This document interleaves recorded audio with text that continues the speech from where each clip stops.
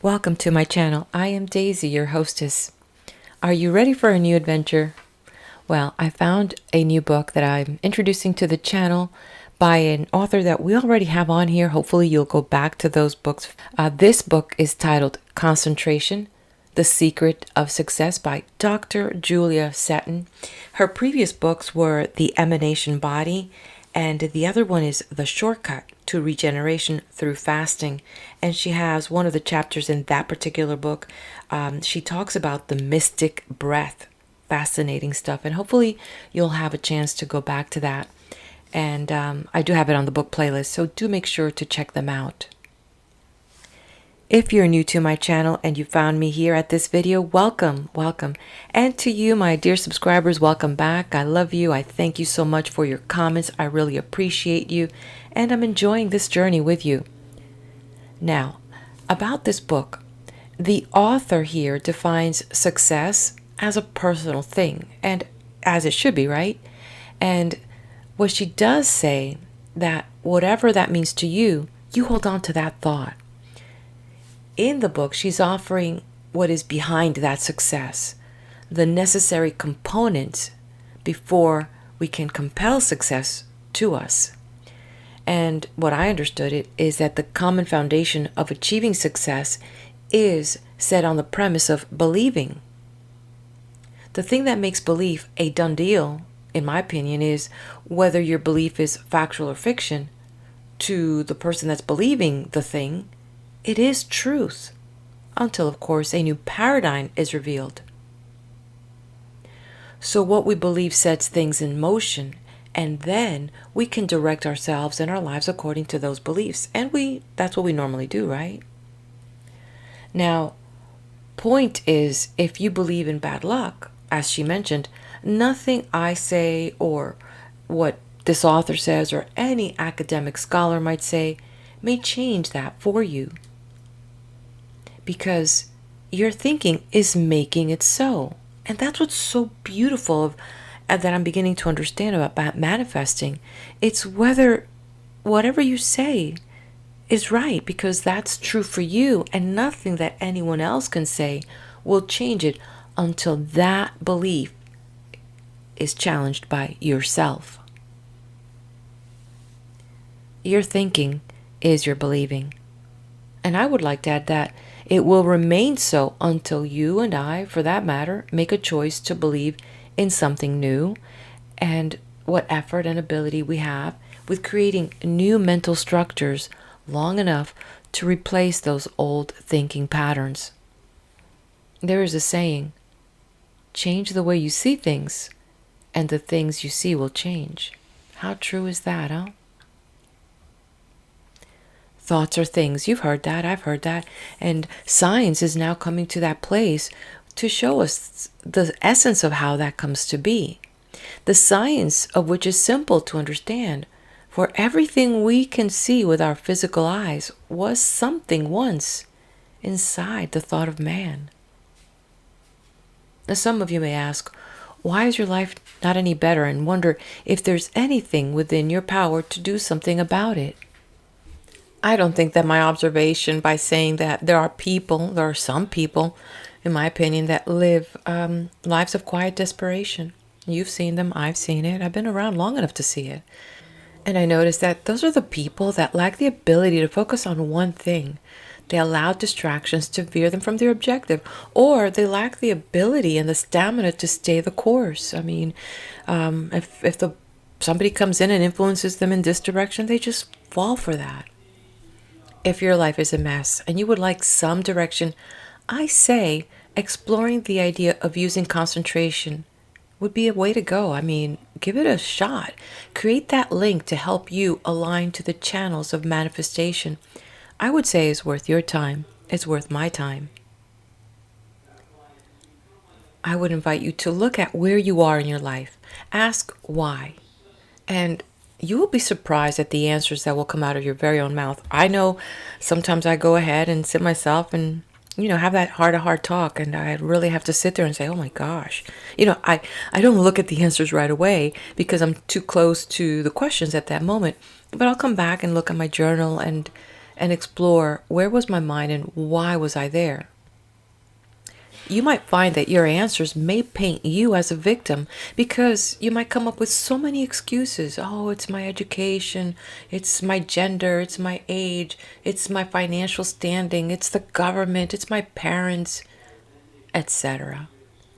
At no time will the ego let you see that the line of thinking will keep you in bondage to those circumstances. Why should the ego want to release you? It would be lonely. The minute you say enough, well, then it's done. The chains are broken, and you must have a new line of thinking ready to replace that old program. So the question is, what will your new programming look like? In these next few chapters, the author will talk about the law. What is that law? She seems to lead that there are two laws. One is the limitation which each one of us places on ourselves. And I see substance in that point of view because so many of us seem to want to protect our limitations as inviolate. And how dare we question our current paradigms? In the chapter titled The Need for Concentration, Dr. Seton seemed to have consulted the Greek muses by mentioning desire and wisdom, as these two are part of the elements needed to manifest things from the plane of the mind to the realm of the physical.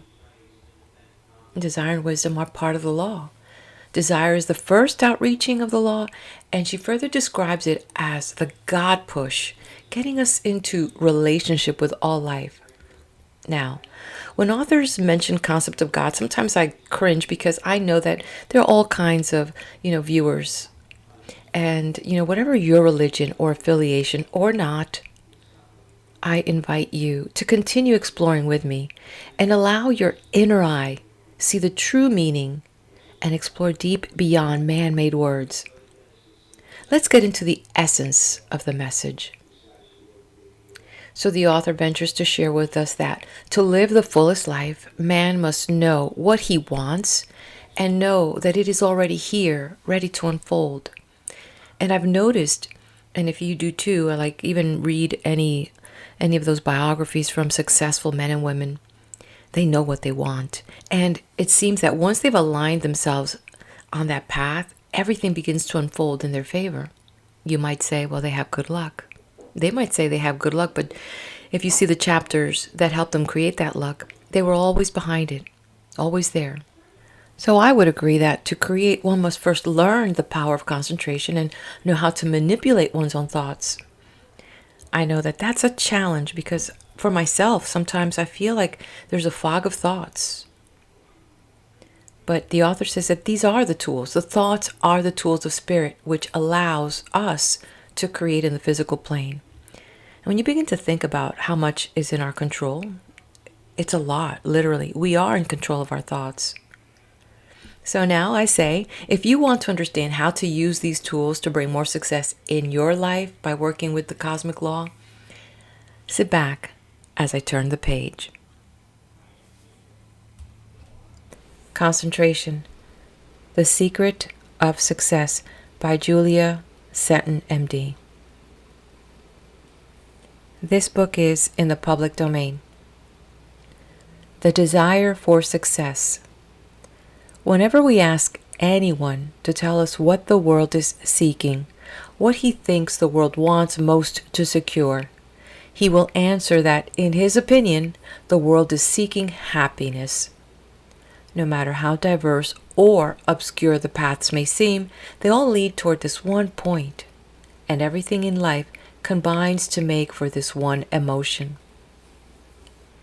In order to be happy, man has determined that he must be what he terms successful. When we find out from an individual what he calls success, we have mastered the secret of the thing which will make him happy. We may ask 100 different people what they mean by success, and we will get 100 different answers. Webster defines success as favorable results, prosperity, and this is the definition which is generally accepted. Success, when rightly interpreted, means simply the power to do what we want to do. No matter what anyone else wants to do or what he might accomplish, that would not be our success. No one can really secure success except from his own plane of comprehension. There are those who look upon money and the power to amass it as the only true success. They might have anything else the world can give, and yet they would feel unsuccessful and cast down. Another may want love, and he might win honor, fame, money, yet missing love. The one thing he wants, he would be poor, unhappy, and unsuccessful. Success is a purely personal possession and does not admit of a universal interpretation. Granted that success really means getting what we want, and failure is the lack of power to do this, the next question which presents itself is, why does not everyone in every walk of life get just what he wants, when he wants it, and for as long as he wants it? Why are we not all successful according to our plane of desire? This is the vital point, and the vital answer to it is, we are successful or unsuccessful through our own unaided law. Success can be arranged for in every life, just as simply as can any other attribute of human existence. It is an acknowledged fact that we have and express in ourselves just as much or as little as we have power to recognize and think possible of attainment. Success comes to us because we compel it. It does not wait around and then rush in without an accompanying effort on our own part. We achieve because we believe we can achieve, and we plan toward that end. The physical world of competition is where some people look for what they call success and happiness, and on this plane, many seem to be peculiarly subject to bad luck. They are always working, striving, and never attaining. They're always out of a job. If they go into business, they make it a failure of it. If they take up any kind of occupation, they get sick and lose it. They are always poor. They live in lack, and lack is evidenced by every cell of their bodies. The whole world is full of individuals who are always complaining of their bad luck. They are never successful. This is the worldwide expression of the unfortunate man. He never gets anything he wants, and he has always lived a stranger to happiness. It has never occurred to him that the whole thing is due to his own error of position. He does not know that if he would look the whole world fearlessly in the face and ask for what he wants and make no compromise, he would get it. The man who goes at anything in a half-hearted way with the appearance and thought that luck is against me will always find that luck is against him. He makes it so by his position toward it. No one will willingly employ anyone who is a has-been, a deadbeat, or a no good. The successful businessman wants men who are lucky and whose zeal, courage, ambition, and belief in their own accomplishments make them a mascot for those who employ them.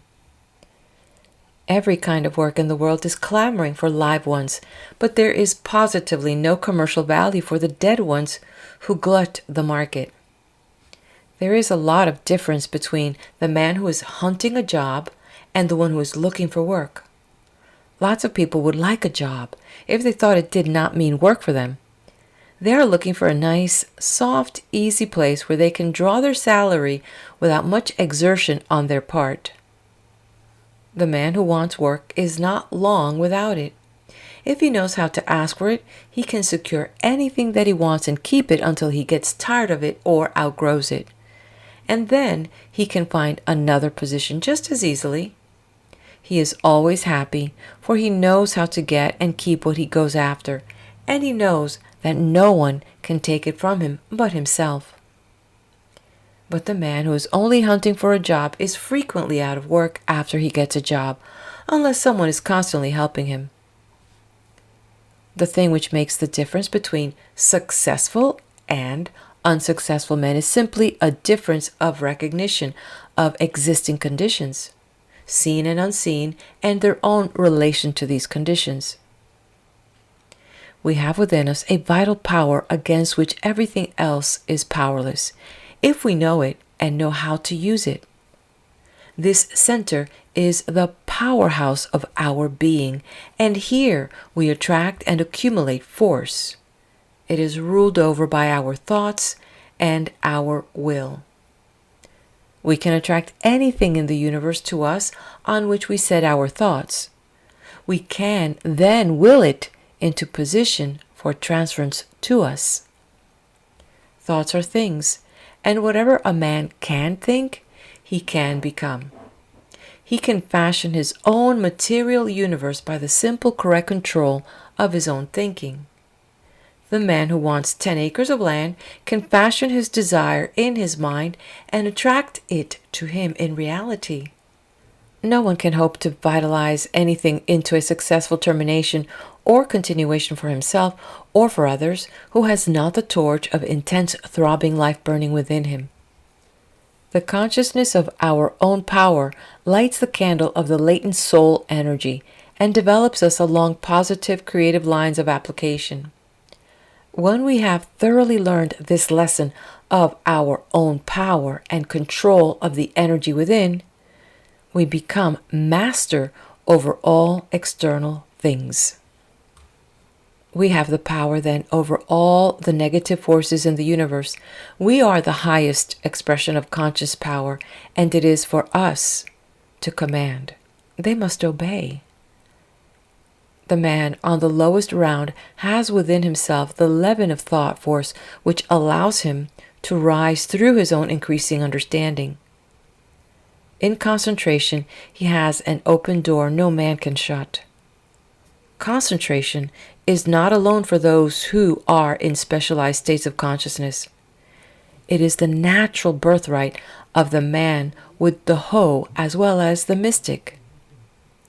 It is thought force centralized that produces form. Concentration creates not only the thing itself, but the way by which that thing may be accomplished. There is nothing in heaven or earth, God or man, but spirit mind and spirit form. Through concentration, man links himself with the true life, and from seemingly impossible conditions, he brings about himself the fruits of his powerful thinking and becomes Lord of all his earthly kingdom. It is our own fault if our lives narrow down to limitations and our hopes to petty confines. It is our own fault if our work degenerates into the deadly routine of drudgery, in which we do always what others want us to do in order to build up their success, in which we can have little part. It is our own fault if we do not recognize our immortal birthright of freedom, but go on in paths where we hear only the death knell of success and personal attainment. It is not given to all to be equally great, or there would be no longer an expression of growth on this plane. But it is given to everybody to know the truth of his own latent possibilities and to develop them to the uttermost, to have high ideals and ambitions, and to work them out into the highest form of energy. End of chapter. Stay right here. I'm going to go ahead and flip to the next section titled The Need for Concentration. Concentration is the first step towards conscious power. Without concentration, a life cannot expect to pass along in path of peace. When we wish to know the difference between the physical, mental, or physical development of nations, races, countries, or individuals, we can easily determine it if we look at the difference in their power of concentration. Greece concentrated on art and beauty until she became a world of artistic wonder. Part of a nation concentrated for liberty, and the feet of the Pilgrim Fathers trod New England shores. A people concentrated for freedom, and the shackles of millions of slaves fell before them. Concentration is the vital essence of all life, and without it, there is no real purpose, no real control. Upon the power of concentration, more than upon any other one thing, depends our law of attracting, controlling, and mastering life's conditions. Everyone is born into this world in some direct line of concentration. One is not born an American, an Englishman, an Irishman, a Jew, or a Chinaman by chance. Everything comes by the laws of natural relationship. Every individual is just whatever he has made himself through concentration during his cosmic journey. He has built himself by the power of his own thought, and this thought energy is expressed in the objective conditions in which he finds himself. Whenever we see an individual anywhere in life, whether successful or unsuccessful, from the Goulds, Vanderbilts, or Rockefellers of the millionaire world to the common street sweeper and ragpiper, we may be sure that they are, one and all, the direct result of their own creative energy, both inherited and acquired. We have a long line of millionaires on the one hand, and a long line of paupers on the other. We also have many lives that stand for success, power, and liberty of personal action. Besides these, there is a world full of failures and unfortunate expressions of lack.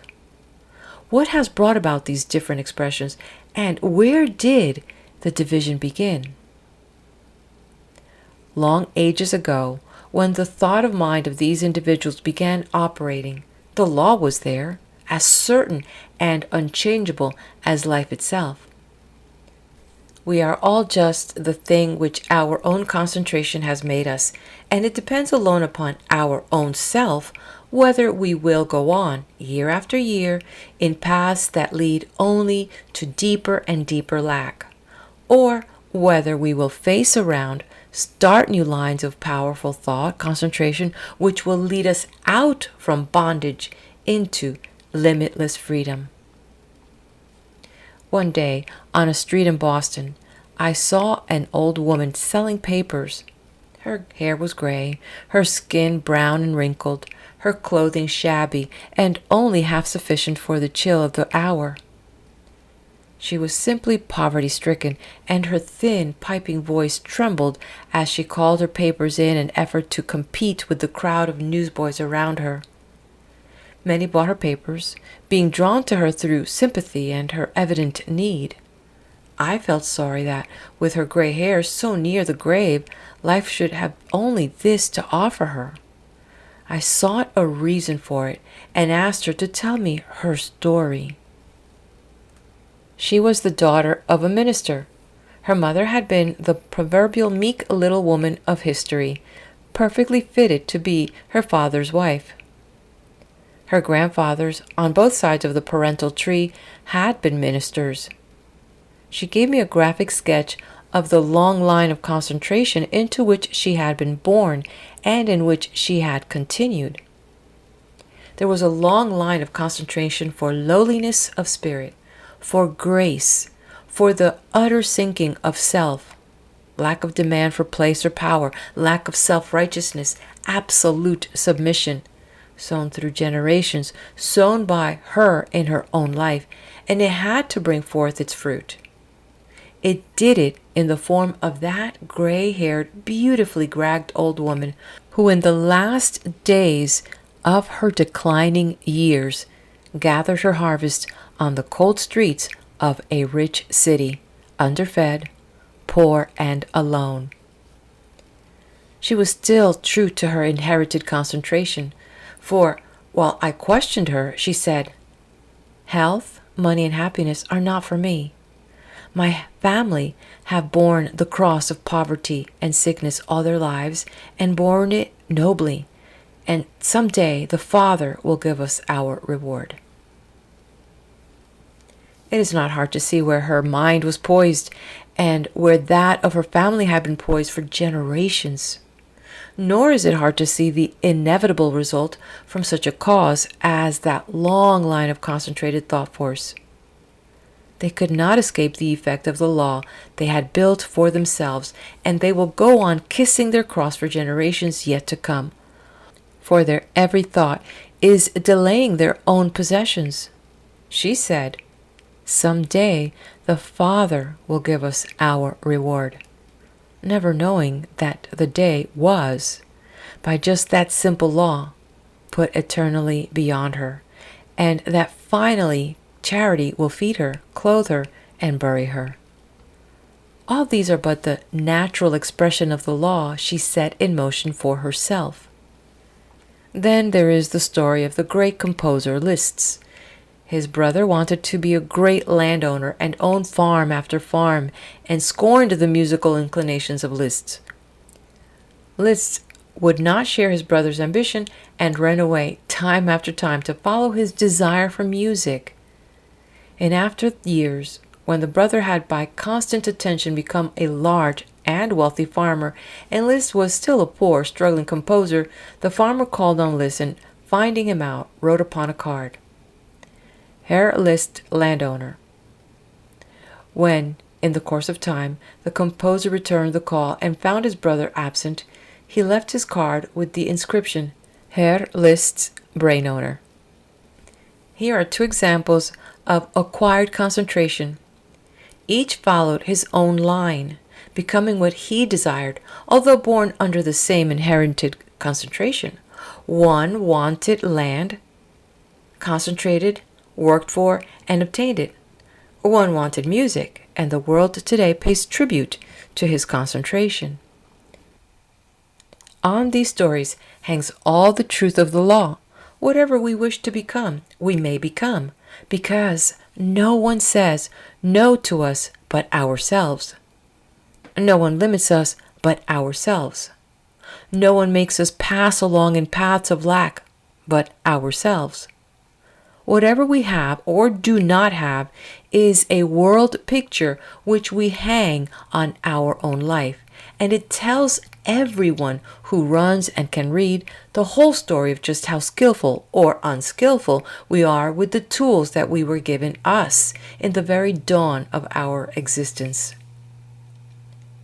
We are living hourly in a world full of glorious opportunities and full of a substance from which we can fashion our own environment. There is no limit set for us save the one our own understanding places upon us. We may have and hold and use all that there is in just the hour we awaken to our own natural power of creation. Our conditions, both in environment and body, are simply the product of our own consciousness. The rag picker is only this and nothing more, because this is what he has fashioned for himself from the substance of his own thought world. He will remain a rag picker as long as he has only a rag picker's vision. As soon as he recognizes something better for himself and sets about fashioning it by the power of concentration, thought, and action, he will receive it. Our thoughts are our creators, and they must create for us just what we direct them to create. It is no one's fault but our own if we set them to fashion a concentration of lack and limitation. The man is always the actor. The substance is always acted upon by thought force. And our homes, our friends, our bodies, our positions, everything are only the outside picture of our inner self, and they are proof positive of the freedom or bondage of our own thought world. We may be whatever we wholly desire to be, and our expression will follow us in form to the very limit of the power with which we plunge our consciousness.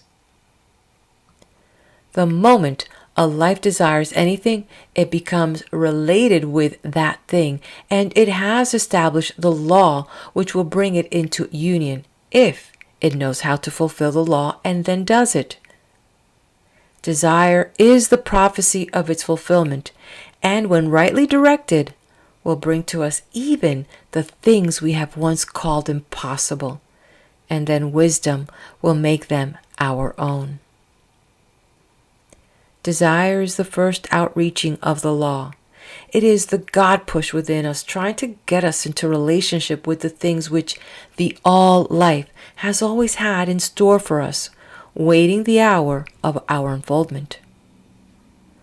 When we once learned the truth of the power of our own workmanship, the next step is to decide just what we wish to express and then set about fashioning it in consciousness. Man is a discoverer, a creator, an unfolder, and he must use all his tools to express himself. He first discovers the plan of his life and relates it with the universal life. He must know what he wants and know that it is his just as soon as he can manifest it. We always get our own on every level of consciousness. No law can take our own away, because our own is whatever we have created for ourselves, and it belongs to us by the great cosmic law of having discovered the plan. Once we have discovered the plan, we must then create mentally. Man is a conscious creator, and he must always create the form in which his own shall express for him. It is our business to know just what we want, and just how we want it, and then to create it in this form. The next step is to go on unfolding finer and finer expressions of the form, thus fulfilling the law of constructive living. Before anyone can discover, create, or unfold conditions to persist, he must have one control over his own mind and be a conscious manipulator of his own thought tools. No one can ever hope for an expression of power as long as he cannot control, direct, and understand his own being. The unsuccessful lives are non-concentrated lives. The sick minds are the abstract minds. The utterly helpless multitude that are always the object of charity are those who have no concentration or have fixed ideas of negativeness, and the puny plans they have discovered for themselves plunge them into constant relations with creations of lack, limitation, and failure. When thinking has not been passed into form, it is of little value in life, and when thinking does pass into form in our life, through unconscious negative concentration, it can ruin us.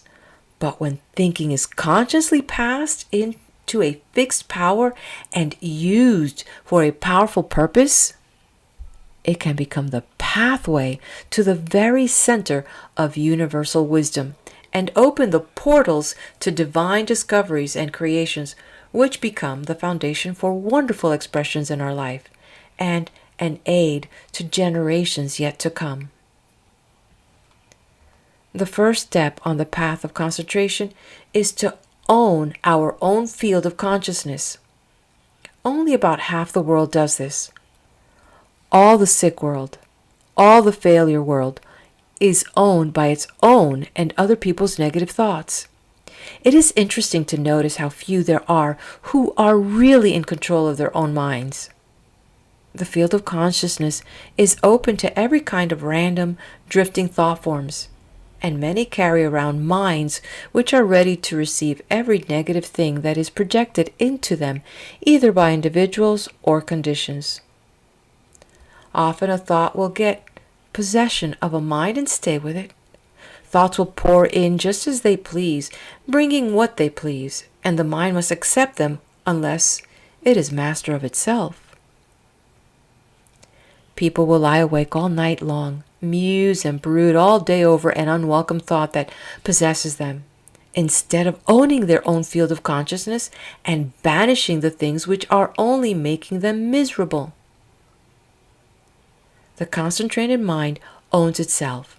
It is the divine thinker of its own thoughts, and it declares just what kind of food the mind shall feed upon. It sets a guard upon its field of consciousness and will not allow a thought that is less than constructive to enter in.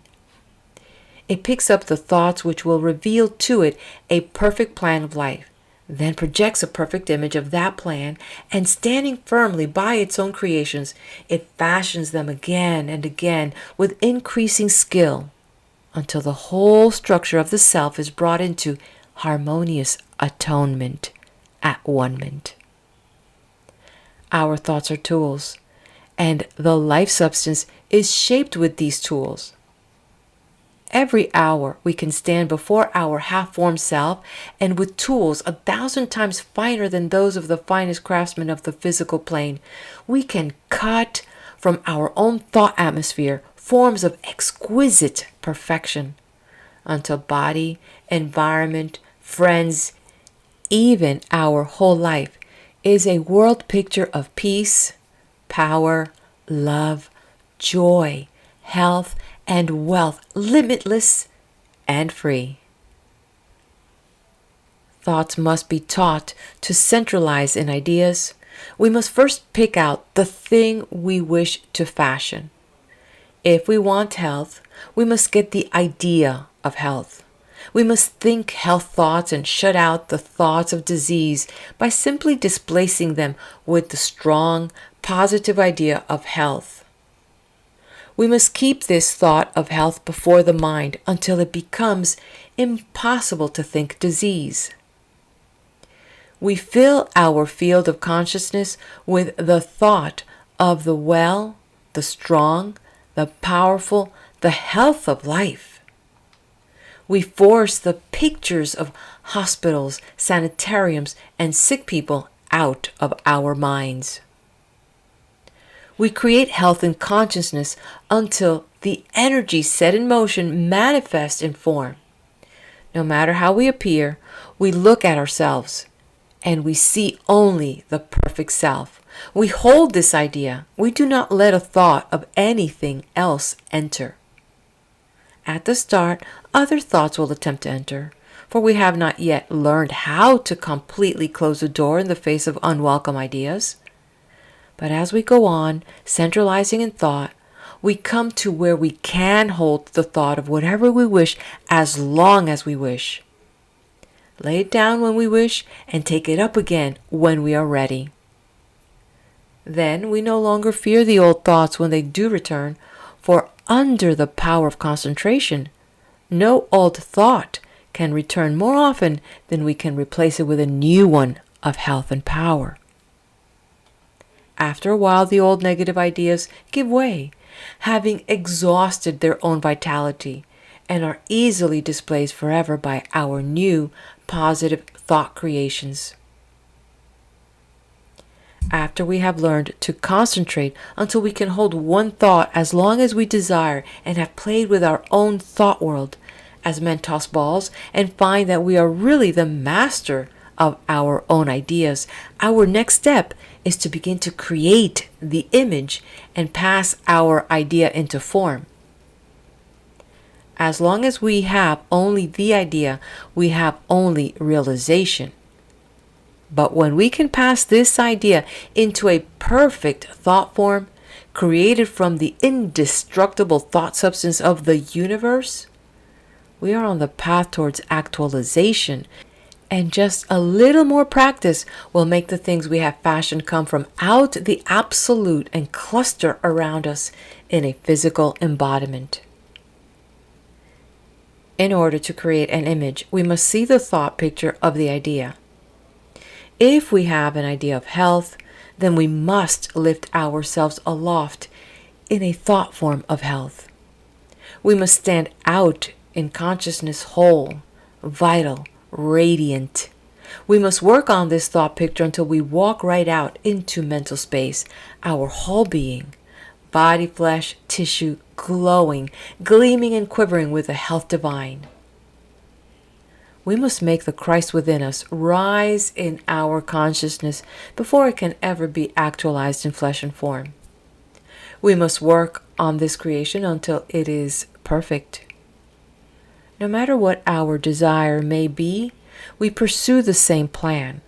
Whatever we expect to manifest in form, we must first discover, create, and unfold in consciousness. If we want wealth, we must always see the perfected plan of supply. The moment we can centralize and hold the desire, we are creating it. And if we know how to persist in this conscious imaging of our own creation, nothing in the whole world of laws can keep it from fulfillment. This is the one great law, and it is too high for contradiction. As a man thinketh in his heart, so is he. And creation in consciousness is the reality of thinking in our hearts. After one has centralized in thought, then concentrated, then created, his next step is to let go and simply hold this conscious image, feeling and knowing that this great creative energy of the universe is flowing through it, pushing it into form.